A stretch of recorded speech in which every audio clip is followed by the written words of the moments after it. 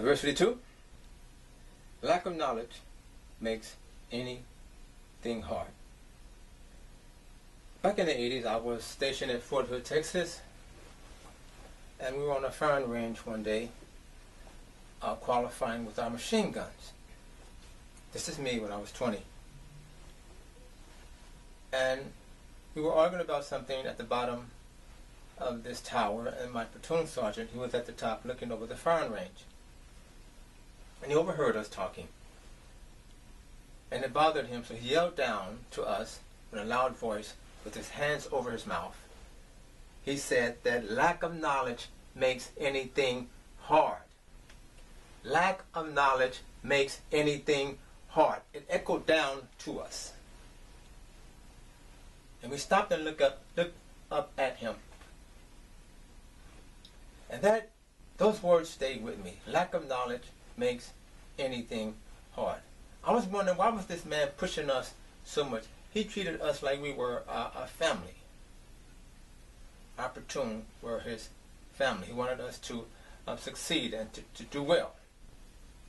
Every now and then, when we were reading, had reading material, he would tell us to read it from cover to cover. Don't leave out nothing. The title, the author, when it was made, when it was published, nothing. Lack of knowledge makes anything hard. So I'm thankful, and I'm thankful to all of my teachers from the time I was young, old people, young people, and some of them are not even here anymore.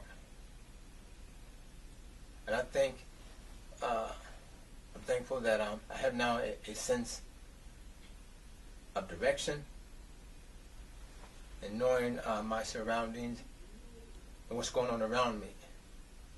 A lot of them have put that inside of me, and that's where I am at this point. Being well rounded, I feel, and pretty much focused. So lack of knowledge makes anything hard. I remember one time my dad would come to my bedside sometimes, and I would be asleep. He would shake me and say, "Son, are you awake?" I would wonder, why is this man bothering me? What do you think I'm? He would shake me, and I would turn over. He would just start talking. He would pull up a chair. This was beginning to be something normal that he would do. He began to tell me about life and how to survive and who to watch out for. I wonder, why is he telling me this? I just want the rest. He would even tell me when I get older what type of lady to marry. I'm thinking, I'm in high school. I'm still working on my girlfriend. You talking about a wife. I just want peace. But I'm thankful that he did what he did. So as I got older, I seen what he was talking about. And I was able to avoid a lot of things based on what he told me. And I followed his instructions, and therefore I survived. Lack of knowledge makes anything hard. I'm thankful for my fighting instructors. I had one that's in particular that went into the Marines, took me under his wing, and trained me how to physically fight, to do combat, to be confident in what you're doing. I didn't ask him to train me. He asked me, would you like to be my student? Lack of knowledge makes anything hard. And I'm thankful to him.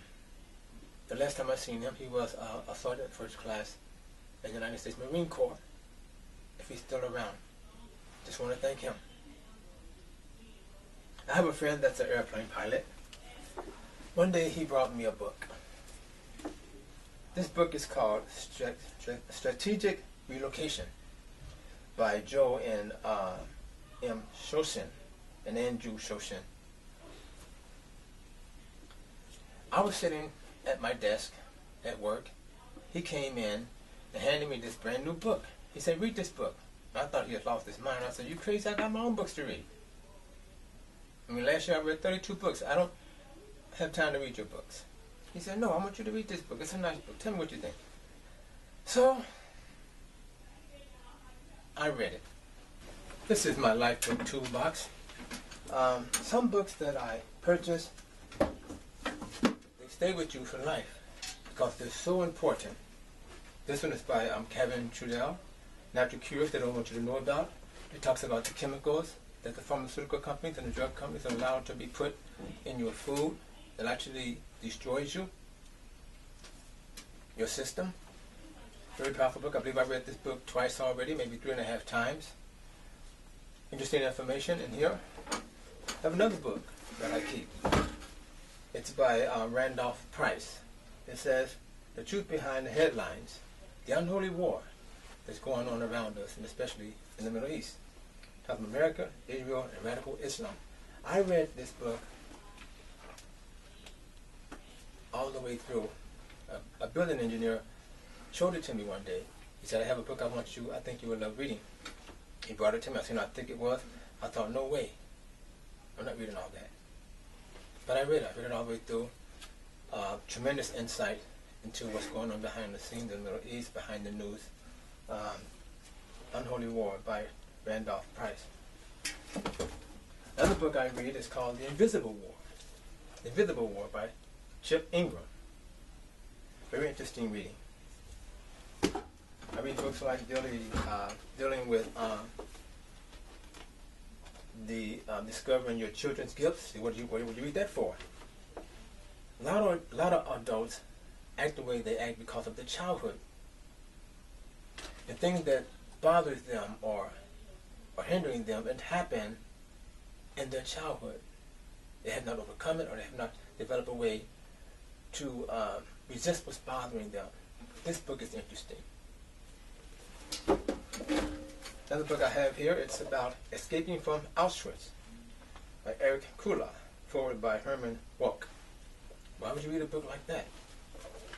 This is a true story. This is about survival. This is about learning how to make it another day when tragedy happens.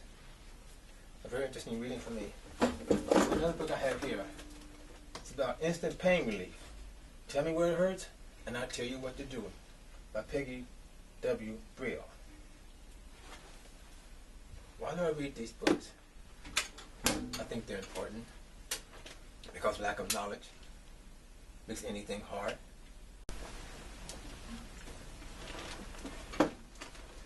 I learned to control anger, where anger comes from. There's a scripture that says, be not hasty in your spirit to be angry, to be angry, for anger rests in the bosom of fools. I've seen discrimination. I've seen my dad discriminated against. I've been discriminated against. How do you handle that?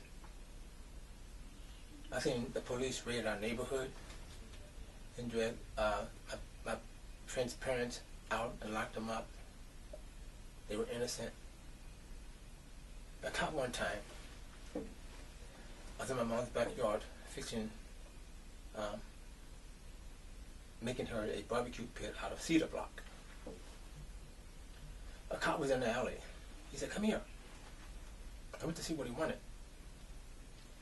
He grabbed me by my collar, grabbed me by my shirt, and began to pull me toward my parents' house. Without saying a word, I asked him what's going on. He didn't respond. He got to the door and opened it. My parents were sitting there, my mom, my dad, I think my sister. And they said, is this outfit? I took it from my brother. They said, no. He let me go.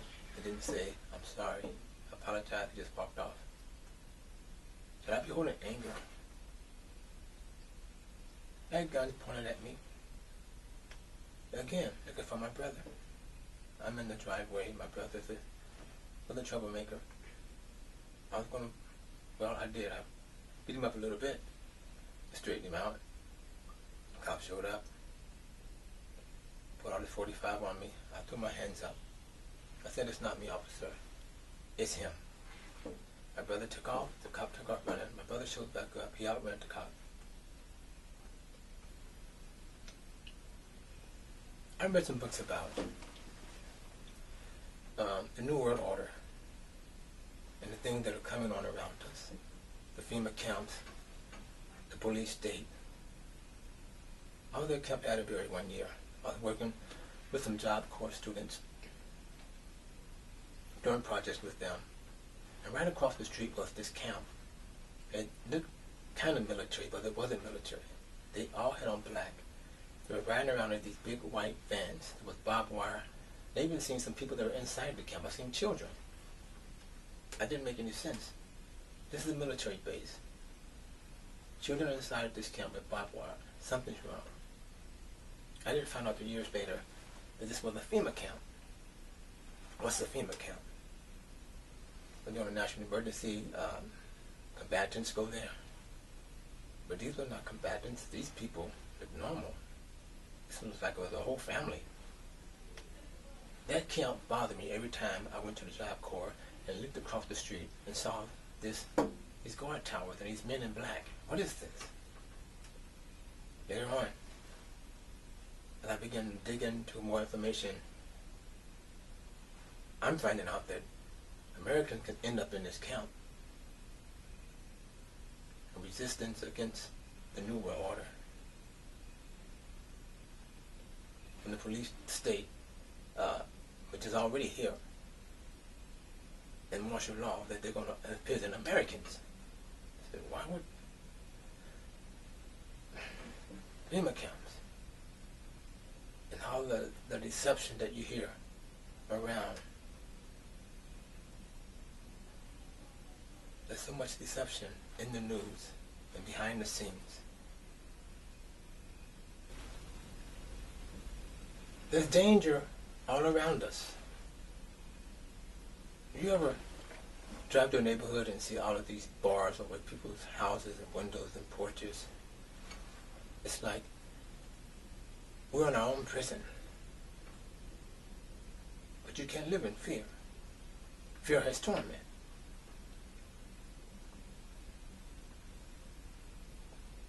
I was in the park one day, minding my own business. A guy came and shot me 3 times. He wanted to commit a robbery. I was shot in my legs, by my ankle, above my knee. They're all flesh wounds. The bullets went into the ground. I went to the trauma center. I was out about 2.5 hours, back home, back at work in a few days. Things happen. You can't live in fear. I went back to that same park and kept playing basketball, kept playing my tennis. I wouldn't let fear bind me. Well, I'm never going back there again. I'm going to stay in the house. No, life goes on. Life goes on. Lack of knowledge makes anything hard. I'm thankful to God. I'm thankful for the people that He's put in my life to make me who I am today. So I take all of those gifts and spread them out and share them. I'm aware of all the deception, the underground camps, the above ground camps. Why are they taking all of the high brass generals out of their position and putting their people in? People are coming up missing to speak out against the government. People are being murdered. This is not a secret anymore. But you know what? I read this book also in the New World Order. The implanted biochip was already spoken of here. It wasn't something, all of a sudden we have a new technology. It was already pre-written here. I read this book at least 45 times, from around 1983 into present at one point. I also read it now once a year, but I was really wanting to find out what's going on. So from cover to cover, from the Old to the New Testament, over and over again, at least 45 times, maybe more, but at least 45 times. And all that stuff, all this stuff that's happening right now, it's already here. So why don't you take a look? Adversity 2. Lack of knowledge makes anything hard. Thanks for watching. And don't forget to subscribe.